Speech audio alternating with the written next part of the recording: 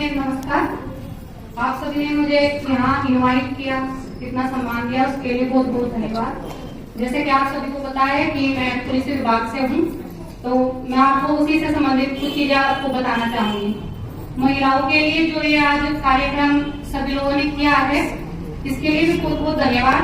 और महिलाओं की क्या भूमिका है समाज में, ये आप सभी को भी अपने लिए जानकारी होनी चाहिए। जैसे कि कुछ चीजें हैं जो आप लोग नेगलेक्ट कर देते हो, ध्यान नहीं देते हो, जिसके लिए बहुत सारी चीजें हैं कि कुछ गलत होता है। जैसे कि रोड एक्सीडेंट, बाइक पर आप सभी लोग चलते हैं, आपके भाई, पिताजी या फिर कोई फैमिली मेंबर आपके साथ जाता ही है, बाइक जो चलाता है। लेकिन मैंने ज्यादातर नोट किया है कि हेलमेट जो होता है वो महिलाओं के हाथ में होता है। सिर्फ पुलिस को दिखाने के लिए उस हेलमेट का यूज नहीं करना है आप लोगों को। ये चालान का ऐसा नहीं है कि आपको सिर्फ पैसे भरने के लिए उसे दिखाना है कि पुलिस आई तो हमने हेलमेट लगा लिया। देखा है मैंने बहुत सी बात कि बहुत जल्दी जल्दी उस हेलमेट को आप लोग अपने हस्बैंड या भाई को देते हो, वो 1 मिनट के लिए उसे रखते हैं, सिर्फ फिर उसे हटा देते हैं। लेकिन जो हेलमेट के लिए चालान या सरकार ने जो भी चीजें बनाई है, इसलिए बनाई है ताकि आप चालान के डर से ही सही उसका यूज करें। बहुत सारी जगह देखा होगा कि कोई एक्सीडेंट हो गया, अगर सर पे हेलमेट है तो कम से कम सर पे ऐसी कोई चोट नहीं लगती जिससे कि जान जाए। बाइक है, फिसल जाती है, ऐसा नहीं है कि उसमें आप लोगों की गलती हो, सामने वाले की भी गलती हो जाती है। लेकिन सेफ्टी के पर्पज से मैं आप सभी से आग्रह करूंगी कि आप लोग अगर बाइक पे चल रहे हो तो अपने परिजनों को हेलमेट सिर पे लगाने के लिए कहिए, ना कि उसे अपने हाथ में रखिए। हेलमेट है, उसका यूज यही तो है कि उसे सर पे रखे। मैंने देखा है पुलिस वालों को, देखा हेलमेट सिर पे लगाया, थोड़ी से आगे गए, सिर हटा दिया वो हेलमेट। हम लोगों के डर से मत लगाइए, अपने मन से लगाइए, अपनी जान के लिए। अगर किसी की फैमिली का कोई मेंबर ऐसा होता है, जैसे किसी के यहाँ सिर्फ एक ही बेटा है, बहुत सारी न्यूज में आप लोगों ने पढ़ा होगा कि सिंगल बेटा था, एक्सीडेंट में एक्सपायर हो गया।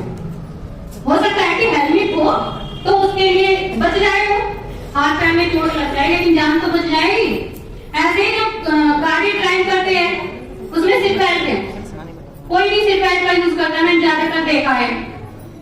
अगर कहीं चौराहे पे जाएंगे तो एकदम से उसे सीट बेल्ट को लगाते हुए दिखाएंगे कि हम सीट बेल्ट यूज कर रहे हैं, बट सीट बेल्ट का क्या यूज है और क्यों उसे लगाया जाता है? सभी गाड़ी में एयर बैग होते हैं कि कोई एक्सीडेंट हुआ तो वो एयर बैग तभी ओपन होते हैं जब आपने सीट बेल्ट लगा रखी हो।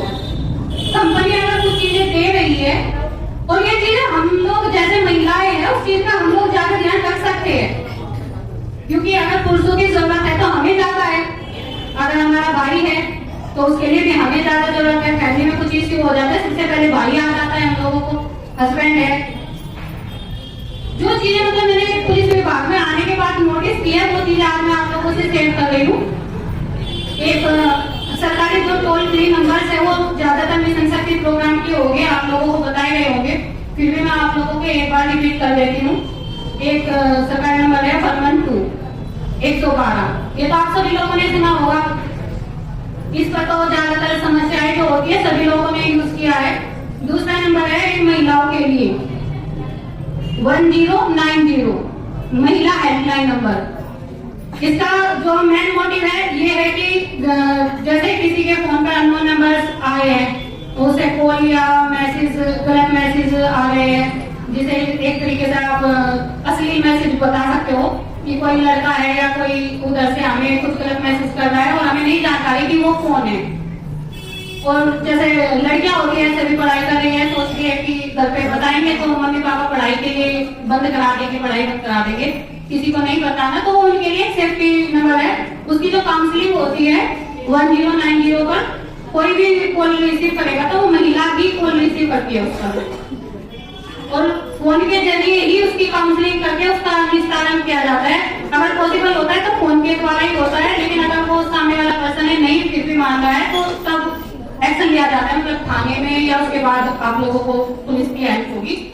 लेकिन अगर आप लोगों को चाहिए कि घर पर ही आपको चीजें निस्तारित हो, आपको थाने ना जाना पड़े, उसके लिए 1090 आपका नंबर है।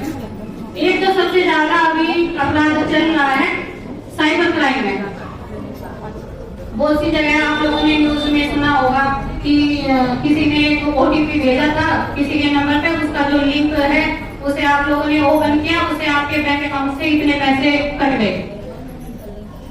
अगर किसी के साथ ऐसा कुछ होता है कि आप लोगों के अकाउंट से कुछ पैसे कट गए, कोई लिंक आपने लिया या किसी को अपना OTP शेयर कर दिया, उसके लिए 1930 ये टोल फ्री नंबर है। 24 घंटे के अंदर अगर आप लोग इस पर अपनी शिकायत दर्ज करते हैं तो जो पैसा किसी और अकाउंट में आपका गया है वो वहीं रोक लिया जाएगा, उस अकाउंट से वो नहीं निकल पाएगा। ऐसे फ्री जिसे कहते हैं वो होगा, बाद में जैसे आप लोग प्रोसेस करोगे तो आपको वो रिटर्न मिल जाएगा। लेकिन ये प्रक्रिया जो है 24 घंटे के अंदर आप लोगों को करनी है, क्योंकि 24 घंटे से अगर ज्यादा हो गया या फिर उसने वो पैसे वहां से निकाल लिए, वो अमाउंट वहां से अपना निकाल लिया, तो हम लोग उसे रिकवर नहीं कर पाते। क्योंकि जो ये होते हैं साइबर क्राइम वाले, उनका कोई रियल एड्रेस तो होता नहीं है, सब रूम एड्रेस होता है, किसी का कहीं का होगा किसी का कहीं का, उसे नहीं पकड़ पाएंगे। लेकिन जो आपका अमाउंट गया है वो रिकवर हो सकता है।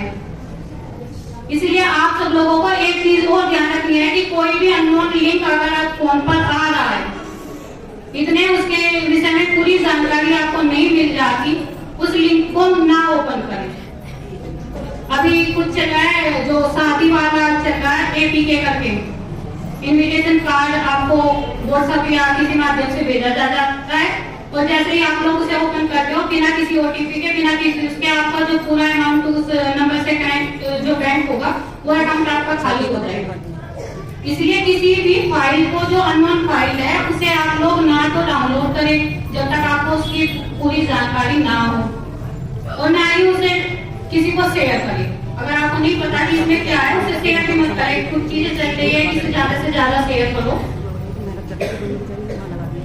एक साइबर क्राइम में है ऑनलाइन अरेस्ट, काफी चली है कि ऑनलाइन अरेस्ट कर लिया किसी, मतलब पूरी जानकारी तो वो लोग नहीं लेते हैं, जैसे भी फोन द्वारा या फिर आपकी फेसबुक इंस्टा के माध्यम से पूरी जानकारी उनके पास होती है कि आपकी फैमिली में कौन कौन मेंबर है, क्या नहीं है।